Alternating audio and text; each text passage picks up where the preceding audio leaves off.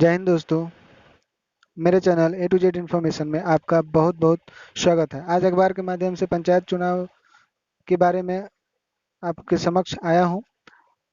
तो चलिए हम लोग वीडियो की तरफ आगे बढ़ते हैं और देखते हैं कि पंचायत चुनाव के बारे में अखबार में क्या प्रकाशित किया गया है।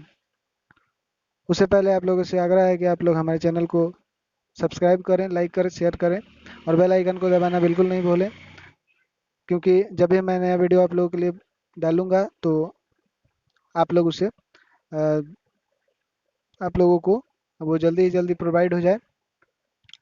तो आइए हम लोग वीडियो में चलते हैं। यहाँ पे लिखा हुआ है कि पंचायत चुनाव में ऑनलाइन कर सकते हैं नामांकन।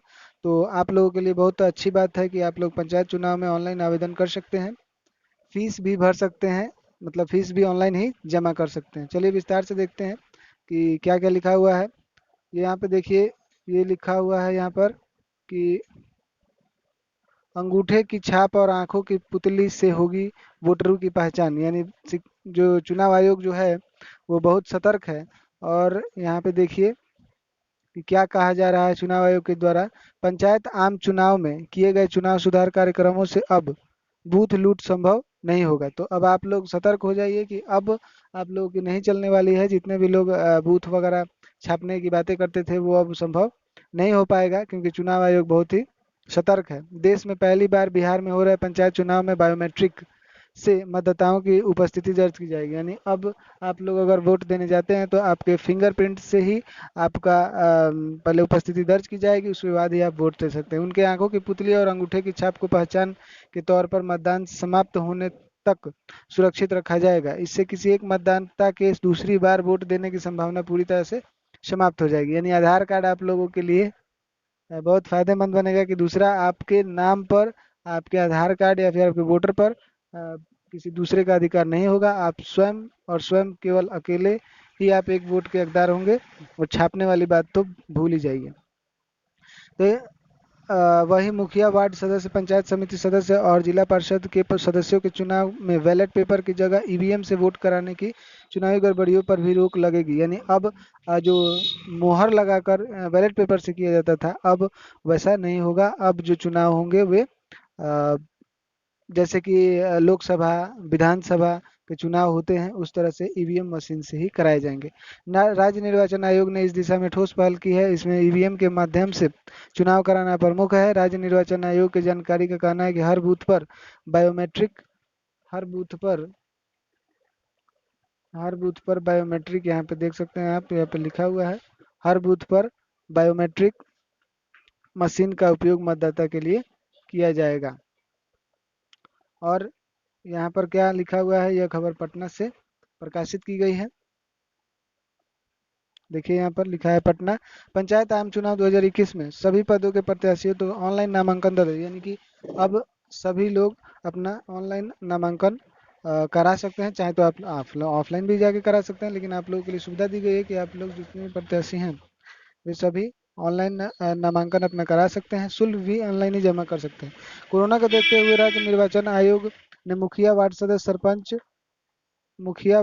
सरपंच, पंचायत समिति और जिला परिषद के पद के प्रत्याशियों को ऑनलाइन नामांकन करने की सुविधा प्रदान कर दी है।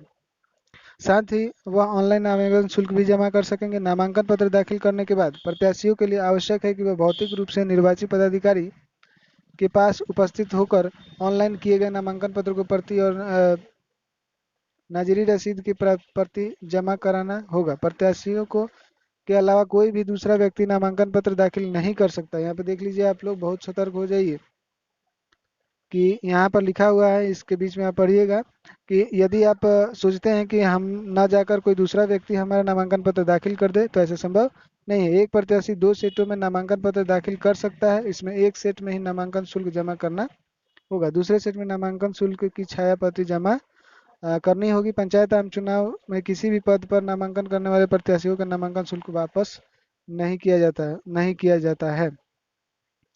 यहाँ पे सारा डेटा दिया हुआ है, डिटेल्स।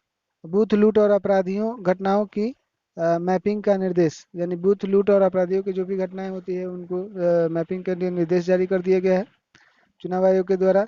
और यहाँ पर दे दिया गया है कि पंचायत सदस्य के लिए अनारक्षित कोटि के लिए कितने रुपए। तो अनारक्षित कोटि के लिए 250 रुपये है आरक्षित कोटि के लिए आप 125 रुपये देंगे। कचहरी पंच के लिए 250 रुपये है और 125 रुपये है। अनारक्षित के लिए, मुखिया के लिए 1000 रुपये और अनारक्षित के लिए 500 रुपये। सरपंच के लिए भी 1000 रुपये है और आरक्षित कोटि के लिए 500। पंचायत समिति सदस्य के लिए भी 1000 और आरक्षित कोटि के लिए 1000।